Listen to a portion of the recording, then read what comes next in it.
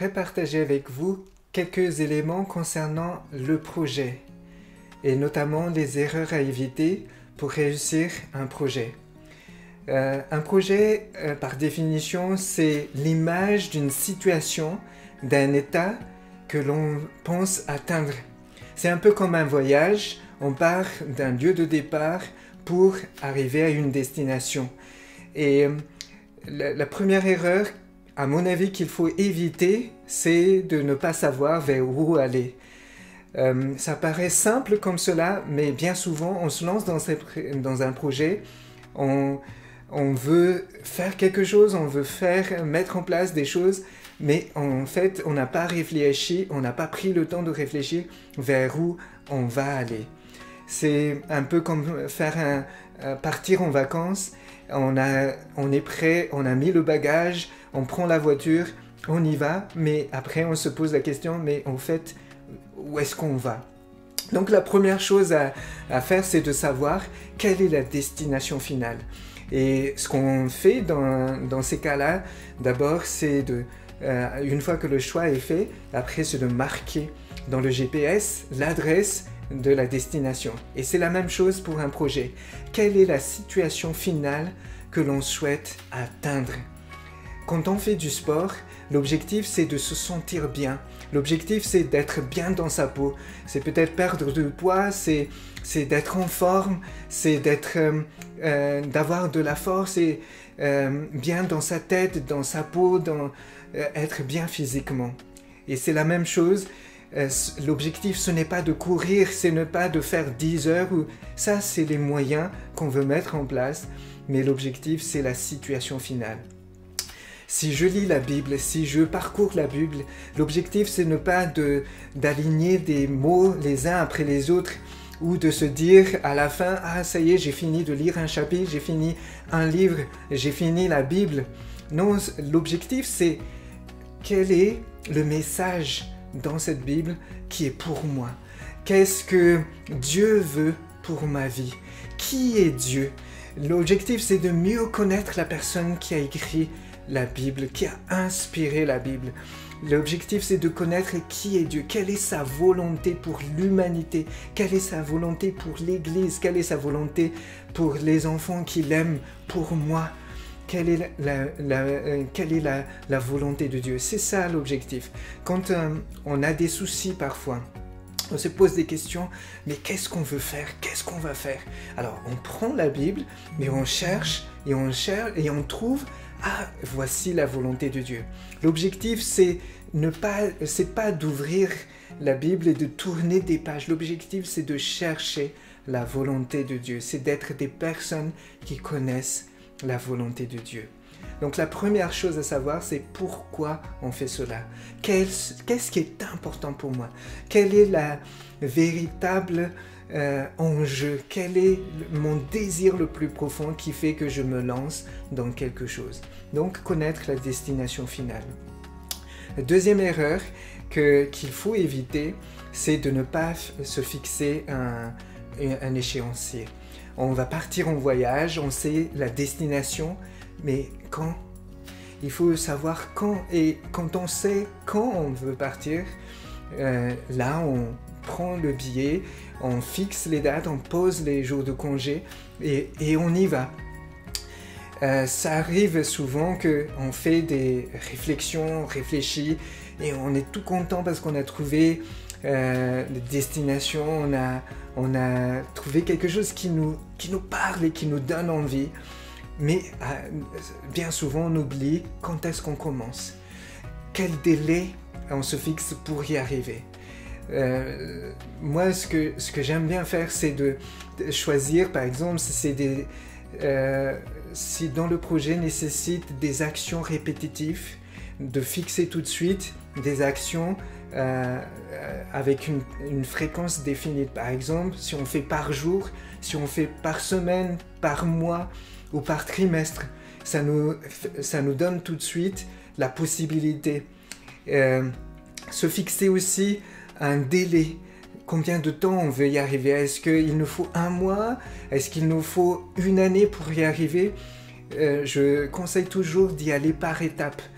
Se dire que Si plus le projet est important, plus la destination finale est loin, il faut y aller petit à petit, avancer petit à petit, un pas après l'autre.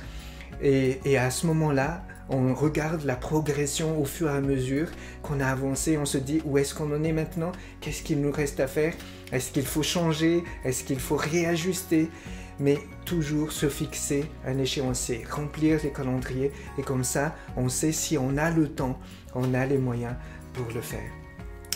La troisième erreur à éviter, c'est de se lancer seul. Se dire que on peut y arriver seul.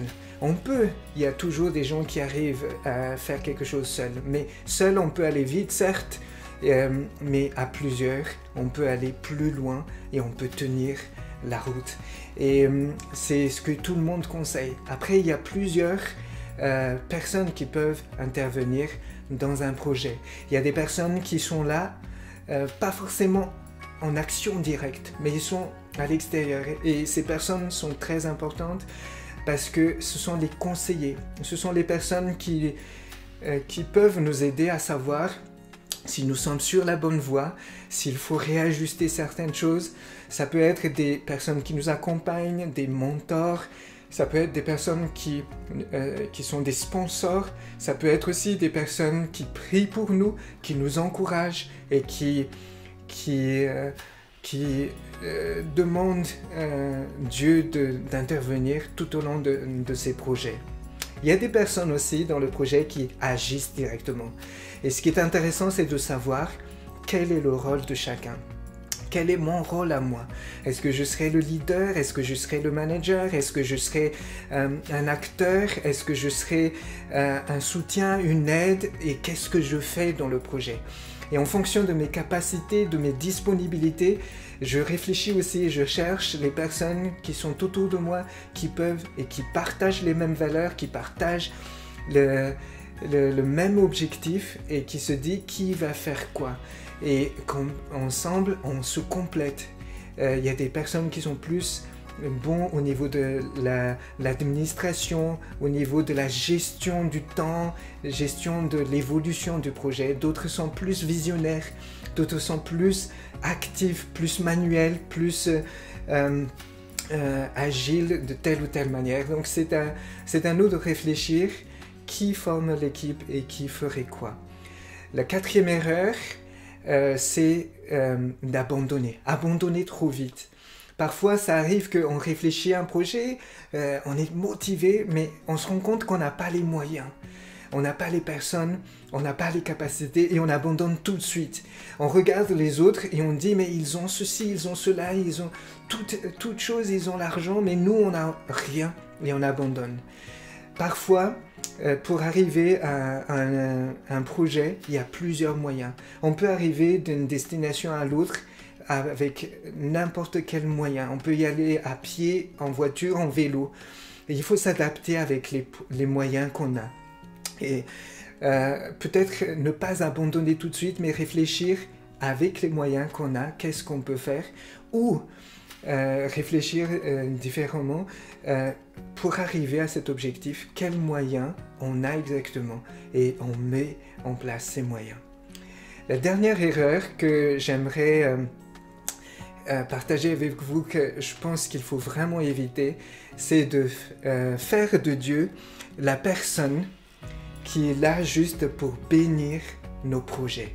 On a réfléchi, on a cogité, on est motivé et à la fin on se dit « Ah, merci Seigneur, c'est tellement bien, maintenant bénis ce projet, fais en sorte que ça marche. » Je pense que c'est mieux, et on le fait certainement souvent, qu'on prie avant et on dit à Dieu « Montre-nous quelle est ta volonté, quel est le projet que tu veux qu'on fasse. » Mais j'aimerais qu'on aille un peu plus loin.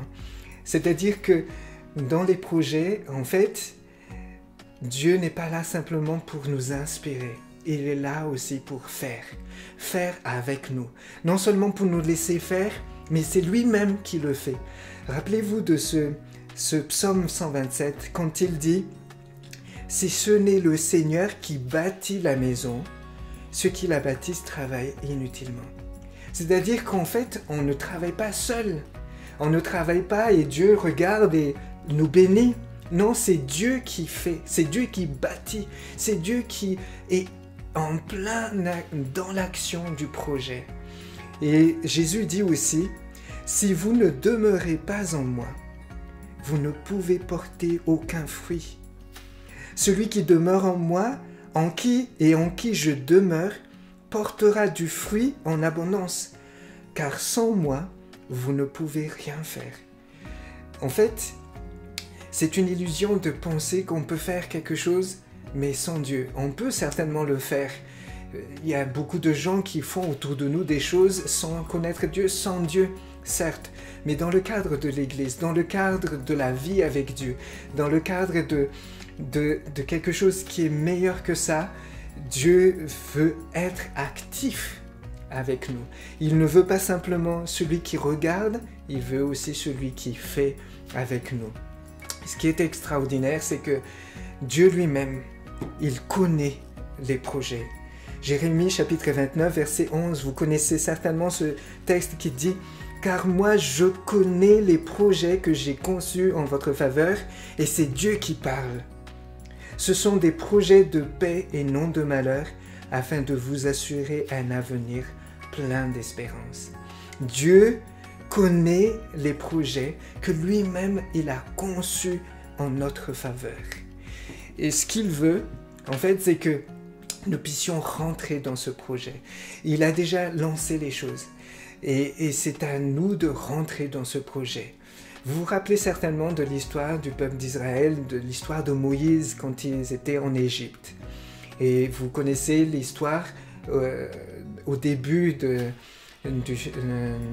livre d'Exode, au chapitre 2,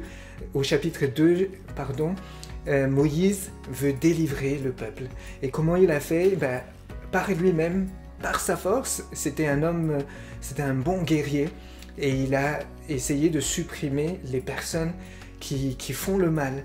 Et Dieu lui a fait comprendre, ou il n'a pas compris tout à fait à ce moment-là, mais en tout cas, il s'est rendu compte qu'en fait, il n'avait pas la capacité, il ne pouvait pas le faire. Il s'est enfui d'Égypte avec le sentiment d'incapacité totale. Et la suite de l'histoire nous montre au chapitre 3 que Dieu lui-même dit que c'est lui en fait qui veut libérer le peuple d'Israël. Mais pour cela, il a besoin de Moïse. Et non seulement il a besoin de Moïse, il a aussi dit à Moïse qu'est-ce qu'il faut faire, qu'est-ce qu'il y a à faire. Et nous pouvons voir toute l'histoire du peuple d'Israël dans l'Égypte, qu'en fait, Dieu a conduit le peuple. Dieu dit à Moïse, voilà ce que tu vas faire, voilà ce que tu vas faire. Et Moïse a suivi simplement ce que Dieu a dit. Dieu a suivi le peuple, l'a protégé avec les nuées, avec la lumière, tout cela.